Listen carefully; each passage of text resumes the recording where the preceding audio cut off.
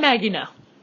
Welcome back to episode 7 of the R.I.P. Reading is Phenomenal podcast. The podcast where we talk about James Comey and his fabulous book, A Higher Loyalty.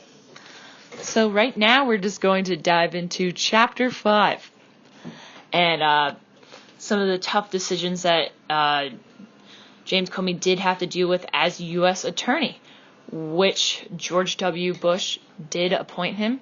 As U.S. attorney, Comey led 250 prosecutors in hundreds of cases, some of those including Ground Zero, investigating just a lot terrorism, and also the prosecution of Martha Stewart.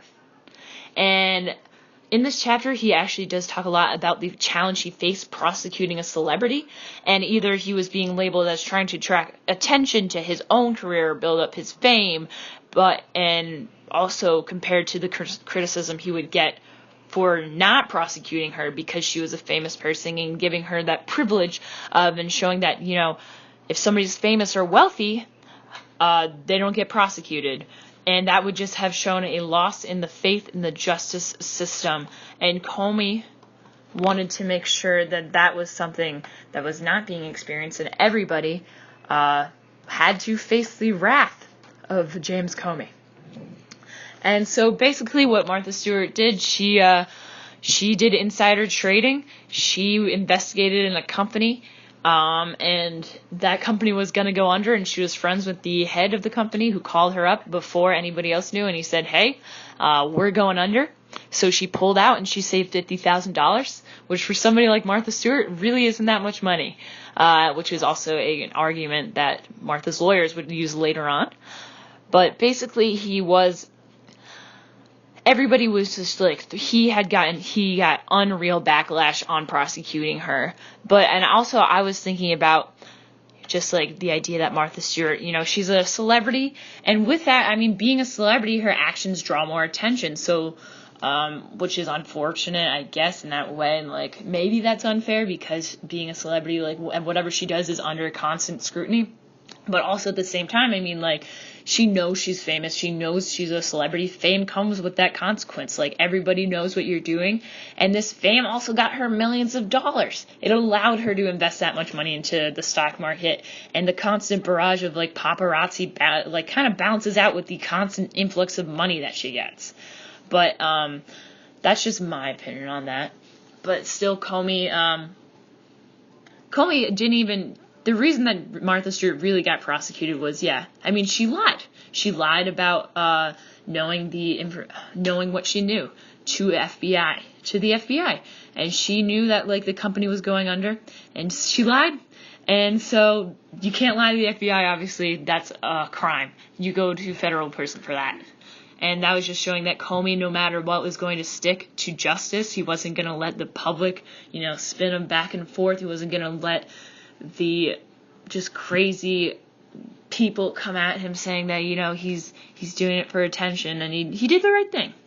And Comey kind of uses Martha's lying to transition into the theme of the rest of the chapter, which was about truth and lies, and actually his own lies, which he ate at him for years.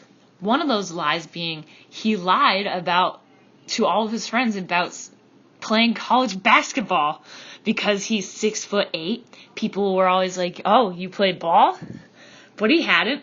But he got asked that question so much. Eventually, he just nodded.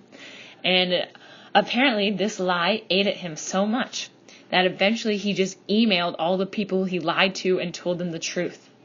And when I read this, I could only think about how ridiculous that was. But at the same time, I kind of understood small lies eat at me too, but mostly because I love telling stories and literally anything about my life. I'm an open book. I'm not embarrassed about anything, so I don't really need to lie because I like telling stories about my embarrassments because they're funny.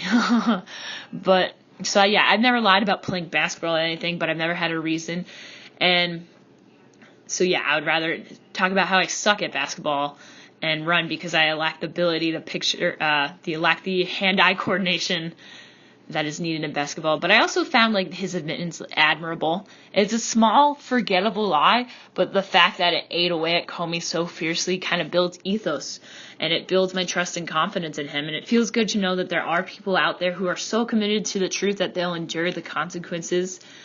And that's also kind of foreshadowing. And when we see in later stages of the book, we see Comey continually stick to the truth, even when it cost him his job, especially in the fake news climate we live in today. Knowing that a law enforcement leader like James Comey influences employees to tell the truth offers some security and admiration for our justice system and law enforcement, which so often seems pretty unfixable and corrupt. And so, yeah, that was just one of the major themes of Chapter 5, where there's actually a whole lot more in Chapter 5 that we're going to talk about later under the Bush administration, and continuing on that theme of lying. So I'll see you next time for another fantastic episode of Reading is Phenomenal RIP Podcast. I'm your host, Maggie Noe. See you later.